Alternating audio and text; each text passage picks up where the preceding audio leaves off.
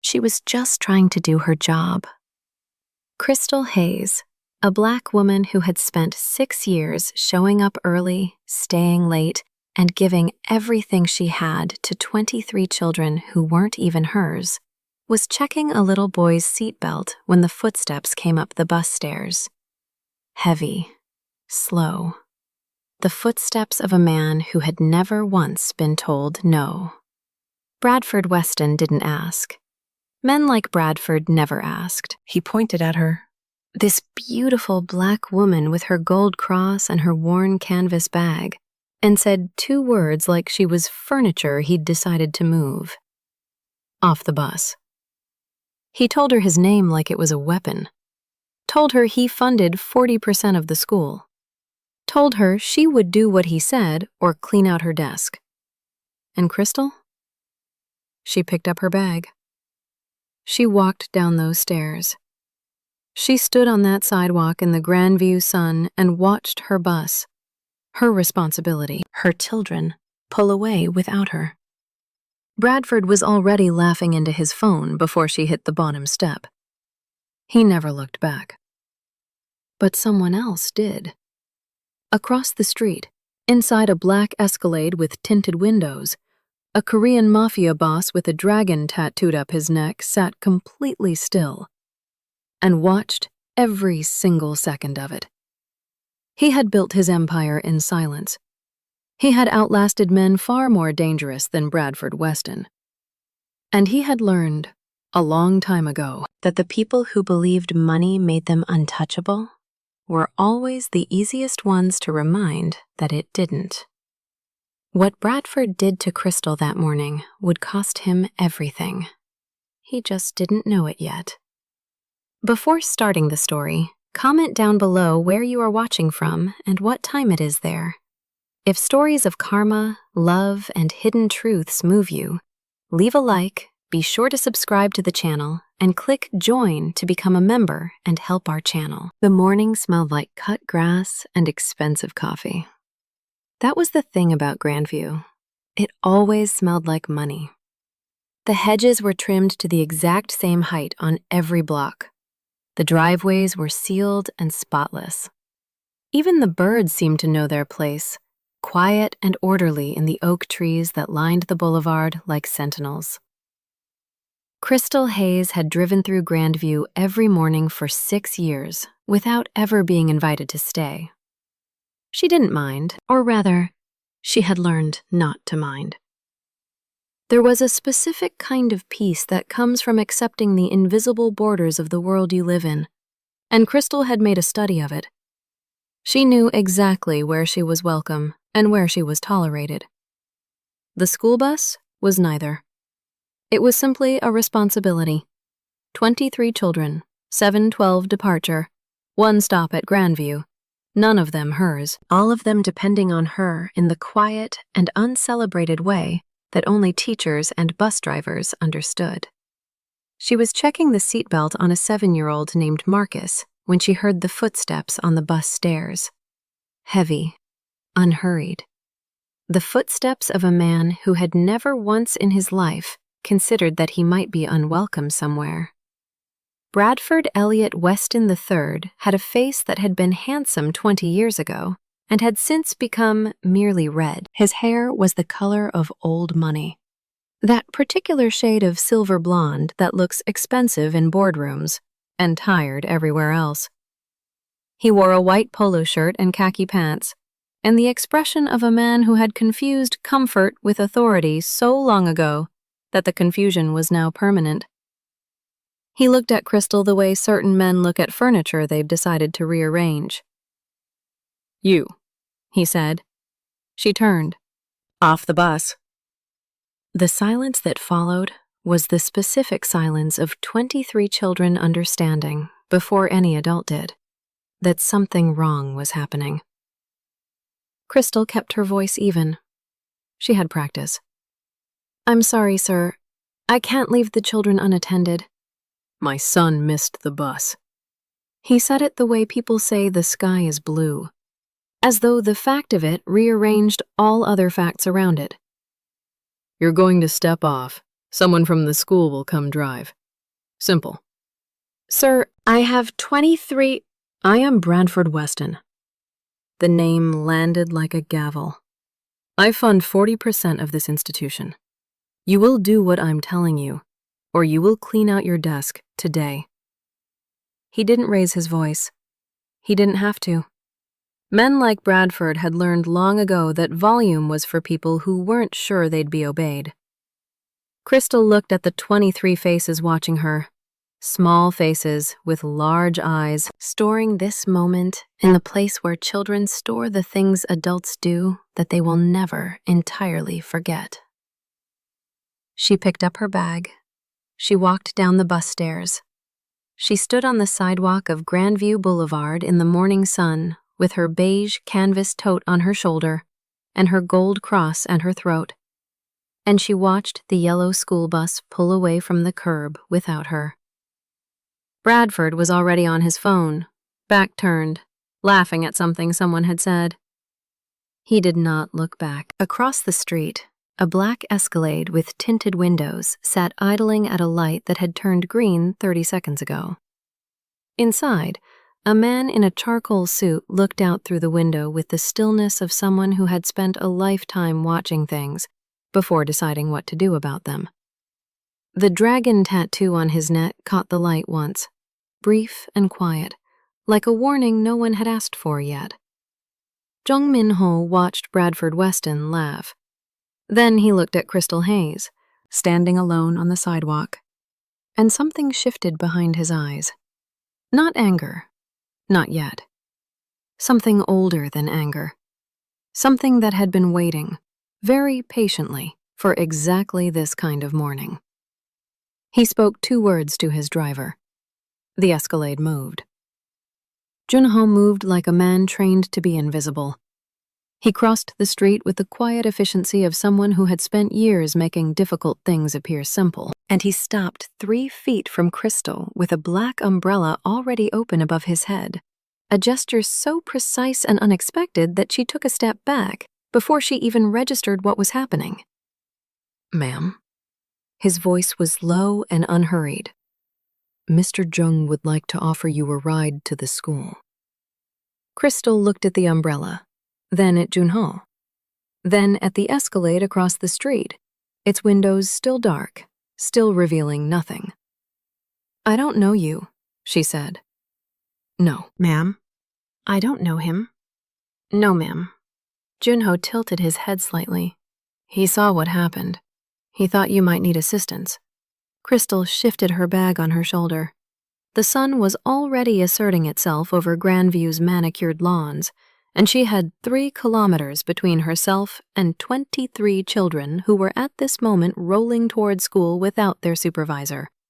Her phone showed $4.30 in her rideshare account. Not enough. Her feet knew the math before her mind finished calculating it. She looked at the Escalade one more time. Then she walked toward it. The interior smelled like cedar and something darker underneath. Leather, maybe? Or the particular stillness of a space where serious things were regularly discussed. Min-ho sat with his hands resting on his knees, looking forward. He did not turn when she got in, did not offer his hand, did not perform the small theater of courtesy that men usually deploy when they want something. He simply let her settle, and then he waited. Crystal sat with her bag on her lap and her spine straight and said nothing, because something about the silence in that car felt less like emptiness and more like a test she hadn't studied for. A full minute passed before he spoke. He does that often? Min-ho asked. His English was precise, slightly formal, each word chosen rather than habitual. He was still looking forward. Crystal considered lying, considered the vague professional deflection she had perfected over 6 years at Westbrook Academy. Then she looked at her own hands on the bag and thought of Marcus watching her walk down those bus stairs, and she said, often enough that nobody stops him. Min-ho nodded once. the nod of a man receiving confirmation of something he had already suspected. "What is your name?" "Crystal." "Crystal." He repeated it without inflection, filing it somewhere behind those dark, even eyes. "I'm Minho." He didn't add anything to it. No title, no explanation, no attempt to make her comfortable with the fact of him. The suit, the tattoo curling up his neck like smoke, the car that cost more than her annual salary. He offered the name the way a man offers a hand in the dark, plainly and without apology. She arrived at school 4 minutes before the bus. Minho did not ask for her number, did not offer a card, did not say anything as she stepped out of the Escalade except to gesture to Junho, who held the door and nodded once as she passed. The small, respectful nod of a man who has been taught to recognize people worth respecting. The car pulled away before she reached the front steps. Inside, Minho looked out the rear window until the school disappeared from view. Then he turned to face forward again and said, very quietly, to no one in particular, "Bradford Weston." Junho, in the front seat, did not need to ask why. "I'll have everything by this evening," he said. Minho said nothing. He picked up his tea from the cup holder, ceramic, lidded, still warm, and took one slow sip, and looked at the road ahead with the expression of a man who has already decided the outcome of something and is simply waiting for the world to catch up.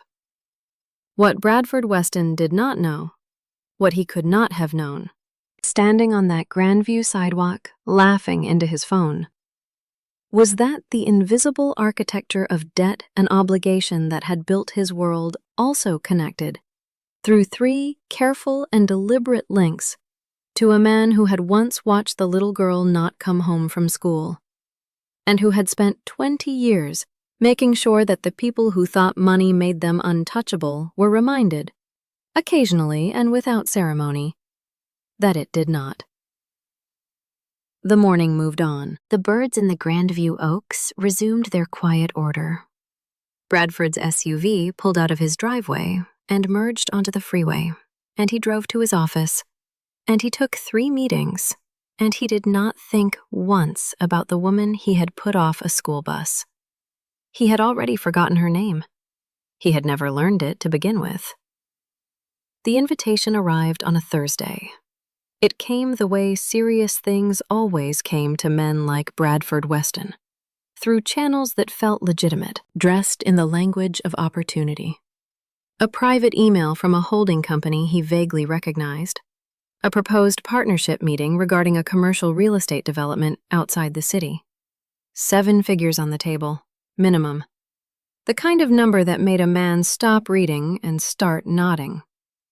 Bradford's assistant confirmed the appointment. Bradford told his wife he'd be home late.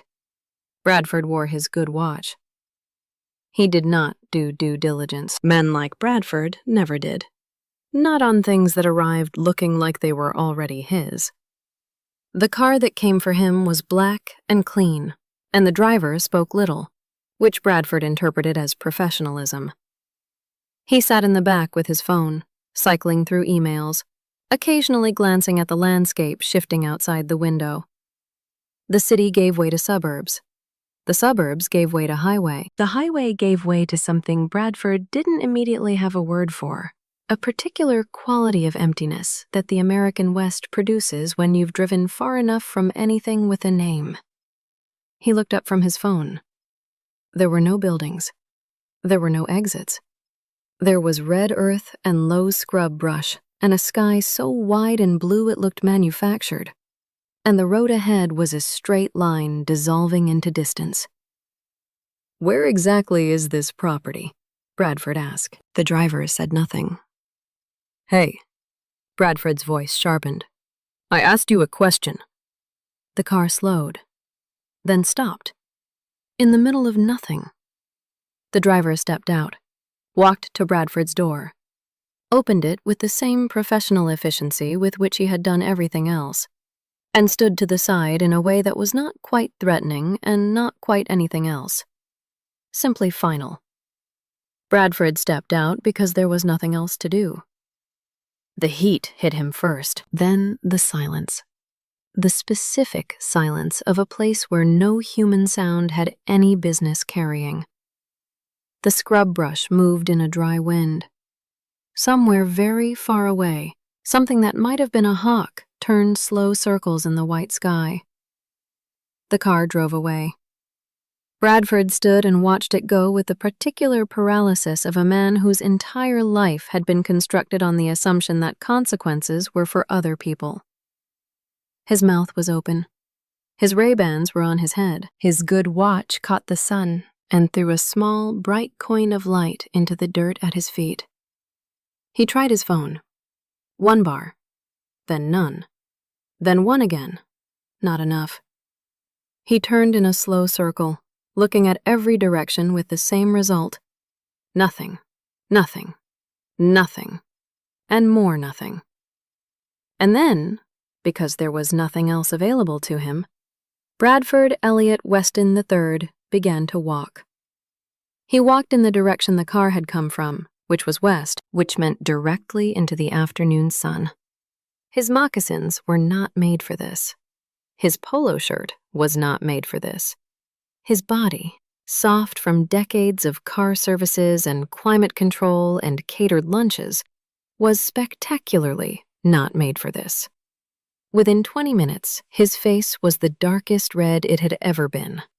Within 40, he had stopped talking to himself, a habit he'd developed in the first 10 minutes as a way of managing the fear, because his mouth was too dry. He thought about Crystal Hayes exactly once during that walk, not with guilt, with something more primitive, a dim and uncomfortable recognition, the way a man sometimes glimpses his own reflection in a window and doesn't immediately know it's him.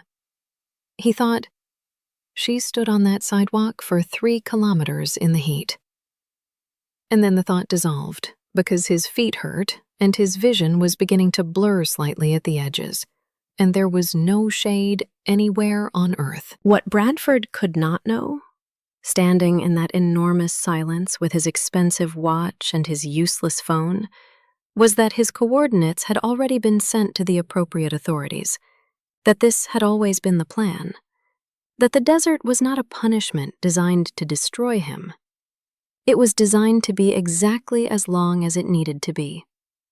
Long enough for a man to understand, in his body rather than his mind, what it feels like to be left somewhere without recourse. The hawk circled. The sun moved west. Bradford walked. They found him at 4:57 in the afternoon. A state trooper and a paramedic, responding to an anonymous tip with coordinates so precise they drove directly to him without circling once. Bradford was sitting in the dirt when they arrived, not walking anymore, just sitting, his back to a dead shrub, his polo shirt dark with sweat, his moccasins beside him because somewhere in the 3rd hour, his feet had made a decision his pride had refused to. He looked up at the trooper with the eyes of a man who had been taken apart by something he couldn't name and hadn't yet found the language to reassemble himself. He could not explain what had happened. He tried, in the ambulance, at the hospital, in the careful, measured tones of a man accustomed to being believed, but every version of the story collapsed under its own weight. The holding company existed but had no record of the meeting. The driver existed in no database. The car had no plates anyone could trace. The email had been sent from a server that dissolved itself sometime between Bradford stepping into the car and Bradford being found in the desert. The detective assigned to the case wrote possible disorientation event in his notes and moved on. Bradford's wife came to the hospital. His business partner came. A lawyer came, because a lawyer always came. They listened to his account with careful faces and said the right things, and Bradford saw in their eyes, briefly, before they arranged their expressions back into concern, a flicker of something he recognized from boardrooms and quarterly reviews. The flicker of people doing math, recalculating. He had been powerful for so long that he had forgotten what it looked like when people began to doubt you. Now he remembered. It looked exactly like this. Like concern, like support, like everyone saying the right things while quietly updating their understanding of who you were. He withdrew his funding from Westbrook Academy 2 weeks later. His lawyer advised it. Too much exposure, too many questions about the school bus incident that had apparently been witnessed by parents who had apparently talked, because things always traveled in Grandview, in the invisible channels of school pickups and neighborhood apps, and the low, continuous murmur of people who had nothing better to do than notice things. The withdrawal was framed as a strategic reallocation. Everyone understood what it meant. Crystal received the letter on a Tuesday morning. She read it twice at her kitchen table, with her coffee going cold beside her, and she felt something loosen in her chest. Not joy, exactly. Something quieter, the particular relief of a pressure you had stopped noticing because it had been there so long. The promotion came with it. Coordinator of Student Transportation. The salary increase was not dramatic, but it was real. And real was what she had always worked with. She did not know why it had happened. She had theories. Rumors moved through the school the way they always did, incomplete and half-true and pointed in the general direction of something. But she had no name, no evidence, no story she could tell in full. Only a card, small and white, kept in the inner pocket of her beige canvas tote, alongside a chapstick and a photo of her mother. 4 Korean characters in black ink, written in a hand that was precise and unhurried. She had looked it up eventually. Young. Dragon. On an evening in late October, Crystal sat across from her friend Renee at a soul fusion restaurant downtown. Renee's choice, a birthday dinner, the kind of place that was too expensive and absolutely worth it. The maitre d' had led them to a table near the window, which Crystal was certain they hadn't reserved. But Renee was already looking at the menu, and Crystal let it go. She was lifting her water glass when she saw him. Far side of the restaurant, corner table. Alone, the way powerful men are alone.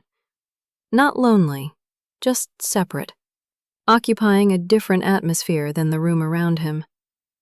Charcoal suit, tea in a ceramic cup, the dragon tattoo catching the warm light of the restaurant like a signature. Minho looked up. Their eyes met across the room. He raised his cup. One small, unhurried movement. The way a man acknowledges a debt paid and a story closed. Crystal raised her glass. Neither of them smiled. Neither of them moved toward the other. There was nothing left to say. And they both understood this in the same moment. The way 2 people sometimes share a silence that contains more than conversation ever could. Renee looked up from the menu. "You okay?" "Yeah," Crystal said. She set her glass down and picked up her menu and let the warm noise of the restaurant settle back around her. "I'm good." And she was. For the first time in a long time, in the quiet, unannounced way that good things tend to arrive for people who never expected anyone to show up for them. She genuinely was. If this story moved you, stop for a moment and reflect. Have you ever been dismissed, talked over, or pushed aside by someone who assumed their money or their name gave them the right? And did anyone ever show up for you when you least expected it? Have you ever witnessed an injustice and stayed silent, not because you didn't care, but because you didn't believe anyone would listen? Tell us your experiences and feelings in the comments. We read them all. And if you believe in stories about dignity, justice, and the quiet power of karma, leave a like, be sure to subscribe to the channel, and click Join to become a part of our community and help the channel.